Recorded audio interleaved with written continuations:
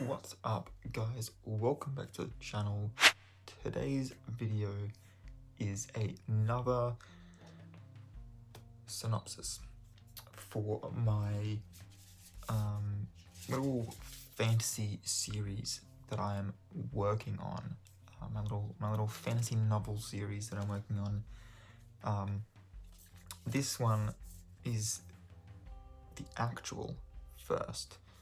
So last month I did the, what did it end up being called? I think it was the Cup of Ancient Wisdom. Is actually gonna be the third one. On this card here, these 4 lines here, I will, hopefully that'll focus up. No. Well, the bottom one here says coins, swords, cups, wands. As you ascend, you actually get further away from the... So like, for instance, the elements that they represent. First one is earth and the physical realm. So it makes the most sense to sort of start there. You address your physical environment first, and like your physical body first, and then you address your thought processes and your mental state, and then you go onto your emotions, and then onto your soul, and then onto your spirit.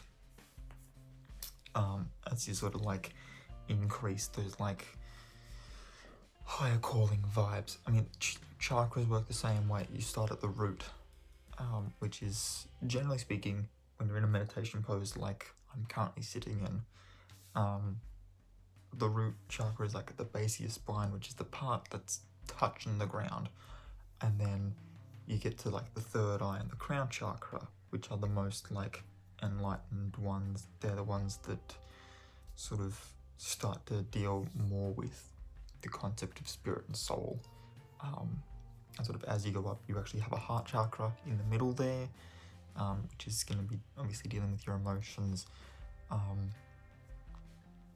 So yeah, chakras work in a similar way as well. So keeping that in mind, I thought, yeah, this is going to actually be a better way. Not only that, but then the challenges that I can put my protagonist through can also increase as the series goes on. So we start off with essentially the easiest of them all. And that gives them sort of the experience and the skills to go on to the next one, onto the next one, onto the next one, etc.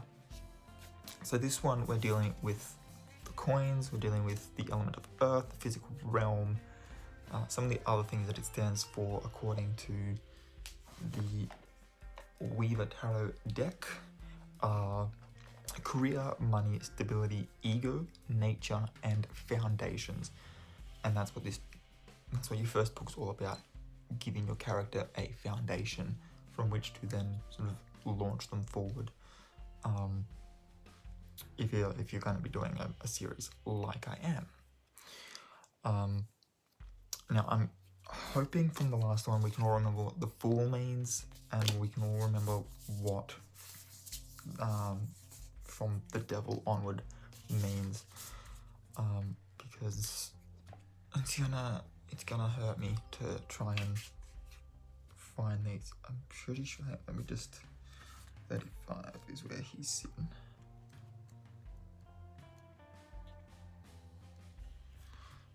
Let me just slide A. No, it's not at all what I want. I want the Devil. Page 39. Put him there. And then my coins are all the way at the back because this one is built backwards. Swords. So it'll be the next one. Here we go. There's that. Alright. So. And I've got my things all opened up. Now I think last time I did this with my other deck, so this will be interesting to see how this goes. I will be using both the upright and the reversed meanings of the cards when I go in, because obviously having sort of some resolution to a minor inconvenience only for that to give way to a larger inconvenience sort of helps to ramp up those stakes in a nice sort of way until we get to the final resolution, the big battle for that particular book, that particular story. So the fall marks the beginning of an adventure, and the Fool, I'm actually thinking, might end up just being because otherwise if I put this in, if I go with this for each book, we already know that the Devil, the Tower, the Star, the Moon, the Sun, Judgment, and the World are gonna get used 5 times. The Fool is numbered 0, so I'm not sure if I'm gonna put this in for all of them, or if I'm gonna just make the Fool, since it is technically speaking not a numbered card even within the tarots, I'm thinking of making it the preface or the prologue.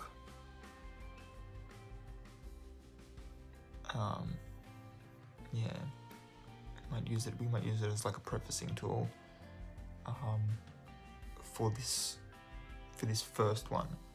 Then that way chapter 1 is going to be the ace, chapter 2 will be the 2 of coins, chapter 3 the 3 of coins, etc. So then that way when we get to the major arcana, number 1 is the magician, or as this deck calls it, the magi, and we can literally just start with, it opens with them speaking to the magi, etc. Going through the high priestess, the empress, the emperor, the hierophant, etc. So that being the case, our preface will mark the beginning of the adventure, as it normally does. It holds the excitement for the road ahead, and while it may be a long road filled with ups and downs, it will always be worth it in the end. This card encourages you to dive into the unknown and be curious about whatever comes up for you. Keep an open mind and remain excited, but try not to carry any expectations. Allow each event to unfold on its own. Your mindset will be important on this endeavour, so it's vital you don't fall into the trap of, but things were going so well, which is kind of the whole point of making the major arcana themselves the final one, because they're sort of like, and the reason they're going last as well is because the major arcana stand for the major like major life events. So having the major life events all happen sort of at the end of the adventure really sort of will help to illustrate the character growth from this original story. And yeah, I'm going to have them fall into the "but things are going so well" trap multiple times. Of course, challenges can be hard to handle, especially when they seem back to back, but the more you can go with the flow and tackle everything that comes up with a sense of curiosity and perseverance, you'll be victorious. Life will always have ebbs and flows, so don't expect smooth sailing forever. Enjoy the process nonetheless. You have nothing to lose. On the other hand, the Fool's Shadow holds more of the foolish qualities of this character and indicates that you are not thinking things through. You may be trying to take the leap, but don't have the tools you need nor the foundation laid yet. Hence, it's literally the opening of the first book. If I had this being the first chapter of the 5th book, the 5th and final book of this particular series, how in 4 books have our characters not laid themselves a good foundation, built up all of these skills and character growth, acquired all of the necessary tools in order to perform the task that is required of them?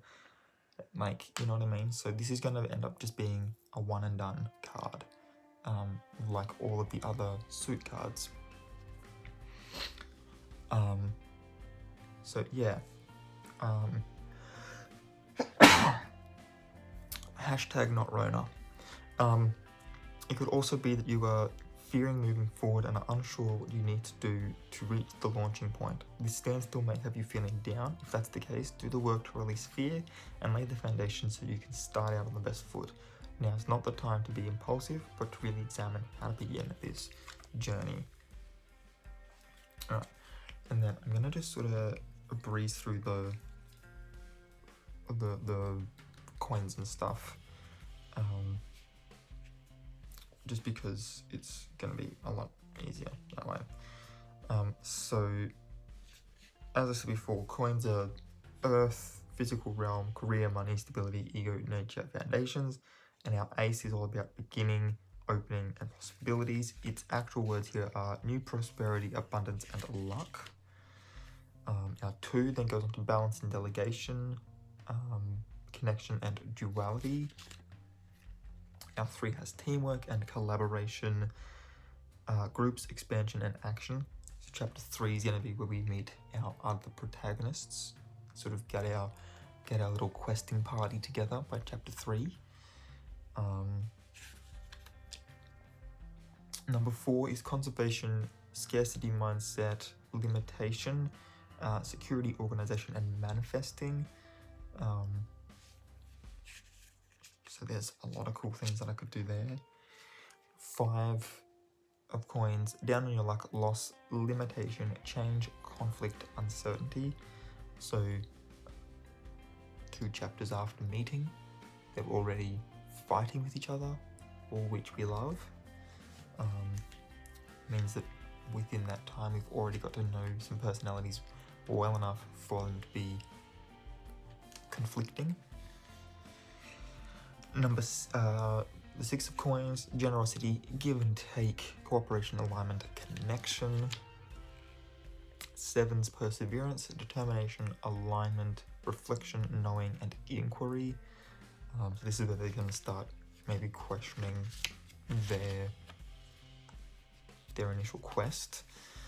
The 8 is diligent work, achievement, expertise, and changes again, because change was in number 5 with our conflict, but this one's now, they're starting to get some expertise, they're starting to achieve some stuff. This is good, we like to see.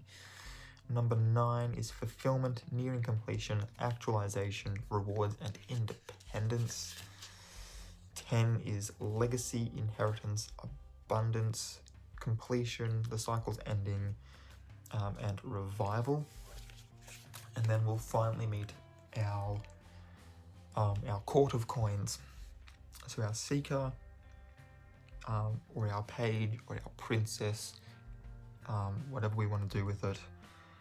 New opportunities, dreams, innocence, youth, play, and freshness. I am liking the idea of dreams. The whole idea of this being a physical journey, suddenly them being thrust into sort of like a dreamscape, could be kind of cool. It may even have something to do with the magic of the particular item they're going after, because the court coins are probably more than likely going to be the actual collecting of the items themselves. The conqueror, or the knight, or the prince, grounded, hard work, routine, intense, erratic, and action oriented. The sovereign, financial security, nurturing, embodiment of the earth itself. So this will probably more than likely be the actual collecting of our little MacGuffin itself. Nurturing and supportive. We already have nurturing as a word there. And then the ruler, or the king. Abundance, security, stability, leader, focused on the external, and finally sort of achieving some level of maturity. We then dive back into our major arcanas with the Devil. Shadow, Choice, Illusion. I know that the other deck puts in there things like addiction, enslavement, fear. So it's going to be sort of our devil rearing its pretty little head, in the same way that in all of his different ways Voldemort inevitably rears his head at the end of Harry Potter's school year, whether it be he finally makes his attempt to steal the Philosopher's Stone, or he finally, goes to fully unleash the part of his soul in the diary, or whatever it is, in the same fashion. The Devil card's going to be chapter... what's that going to be? Chapter 15 is where we're finally going to see our little bad guy rear his head. The Tower will then be next. That'll be the Collapse, the Losing Foundation, and the Change. The Collapse itself is probably going to be, because I know that this is also very sudden change as well. This isn't just like, oh, a change happens here and a change happens there. This is like all of a sudden a full 180 sort of a thing. So we might have the sudden change of allegiances. For instance, we might suddenly have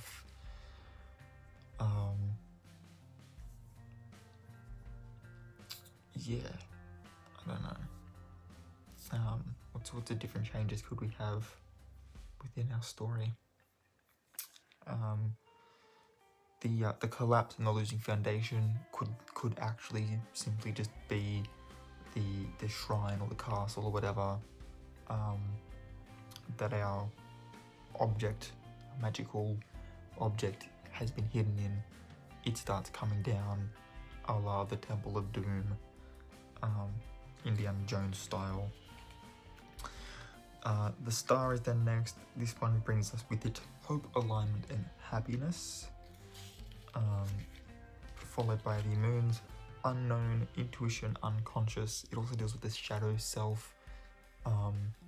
So if we do get thrust into a dream scenario with who was that? It was our Seeker. So if we have been thrust into a dream state with the Seeker, we might finally come out of it at the Moon, which gives us the Sun, Judgment, and the World, for us to actually fully sort of realize the full strength of our little stone here, which I will get to in a second. Of our coin, our amulet, our whatever I'm going to call it. The Sun then brings with it happiness, optimism, and wholeness.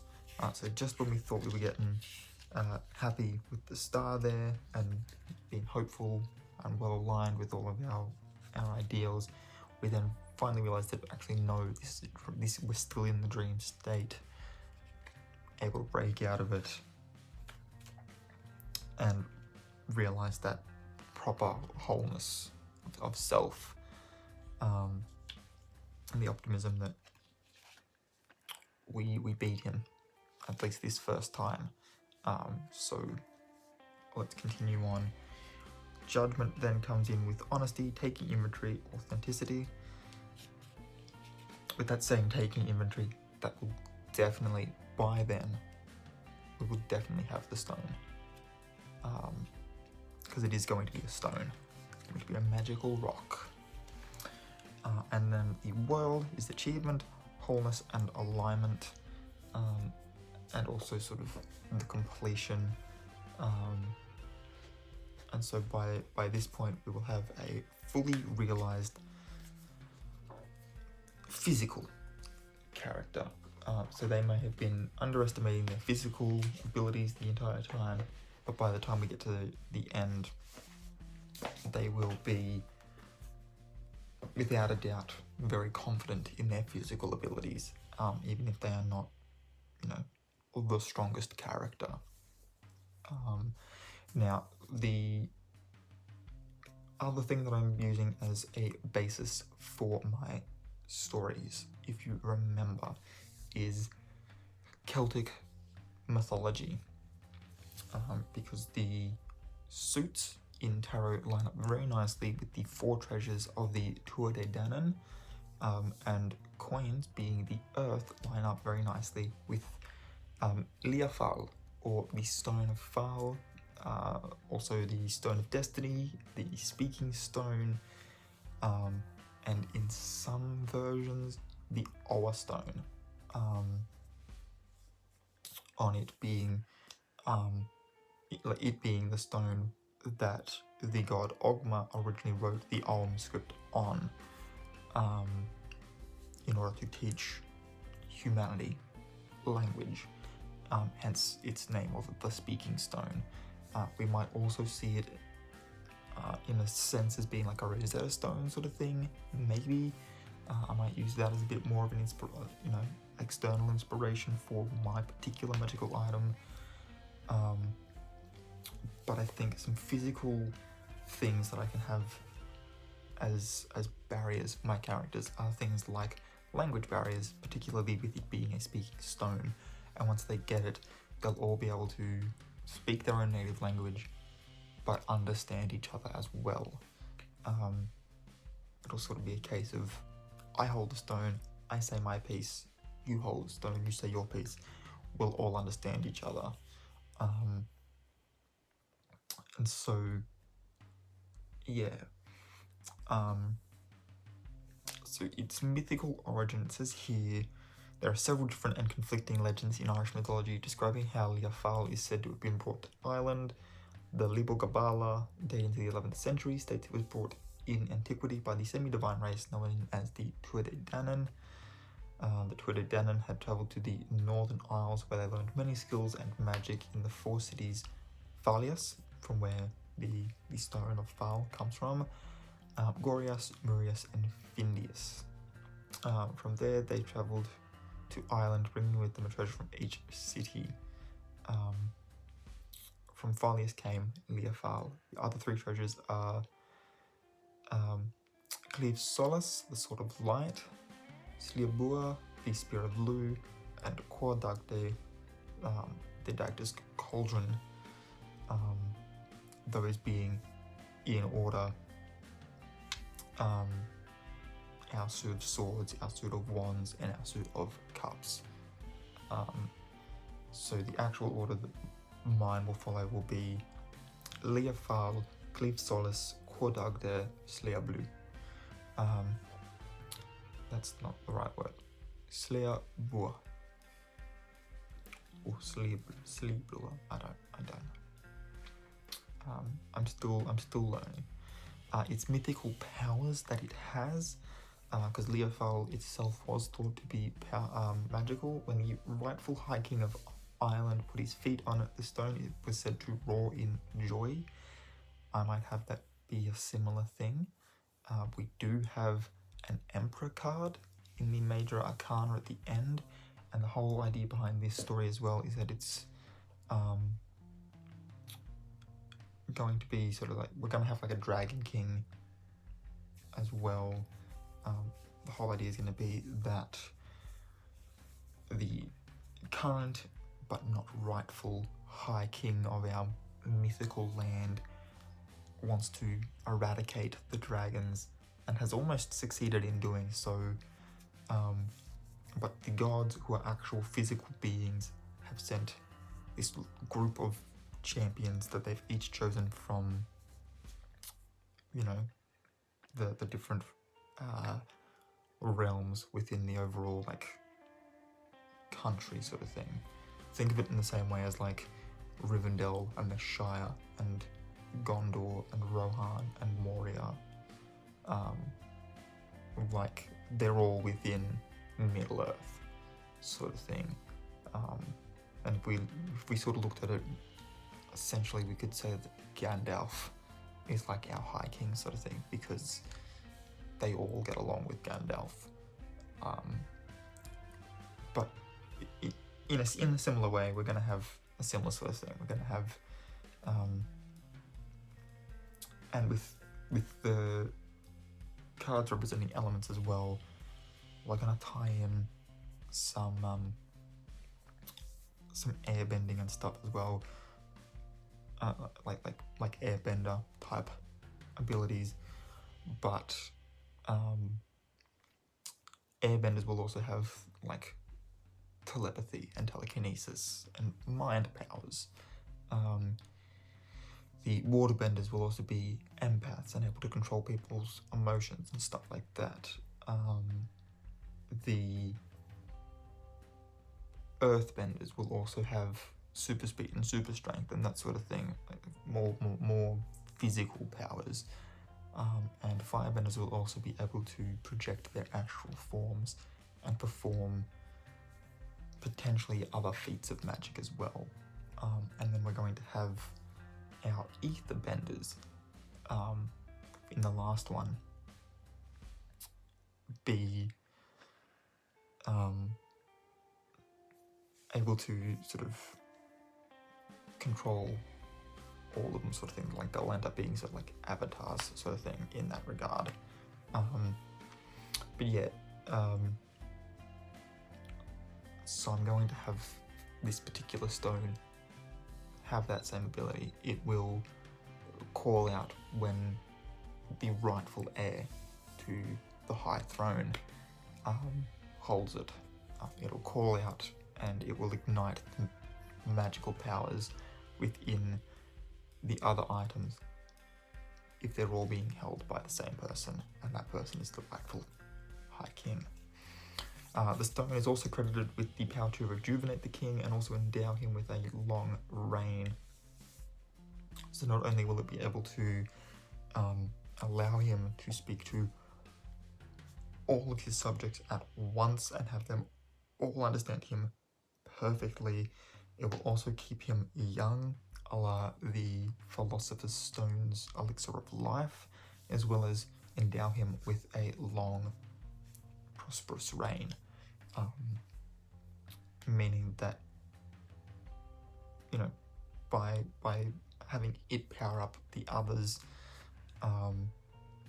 it ensures that he has security, he has peace, he has all these other things to be able to keep evil away from his kingdom. According to Libor Gabala, Eren, Cuchulainn split it with his sword when it failed to cry out under his protege, Lugaid Riabnderg. From then on, it never cried out again except under Con of the 100 Battles, and according to legend, the coronation of Brian Boru in 1002.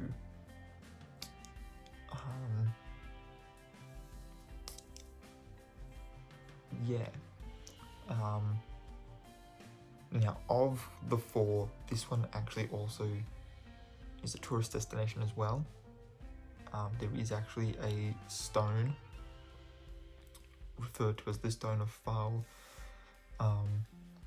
It's also known as the Coronation Stone of Tara, and it is found on the Hill of Tara in County Meath in Ireland. So if I ever go to Ireland, that is on my list of places to go. I'm going to go to the Hill of Tara, and I'm going to look at the Coronation Stone, because I think that's really cool. But yeah, that's all I've got for this video. I hope you enjoyed it. If you are new here, please hit the subscribe button. Don't forget to hit the notification bell as well if you want to be notified when I upload new videos. If you enjoyed this one, give it a big old thumbs up. Let me know your thoughts in the comment section down below. Do you think, like, is this something that you would be interested in? I don't know if telling you the full sort of basic synopsis like this is helping me sell this idea. I'm very interested in it. It's sort of the perfect middle ground between my like spiritual life and one of my like long time hobbies, which has been writing, creative writing in particular. So I'm hoping that it sounds exciting to somebody. So let me know down in the comment section if it excites you, if this seems like something that you would pick up. Obviously I'm well aware that book covers can also be things that influence people, but from a story standpoint, is this something that you would like to read, or do you think that this would be sort of like a cool TV series idea or a movie franchise, or what? Let me know down below, and until next time guys, keep your head screwed on.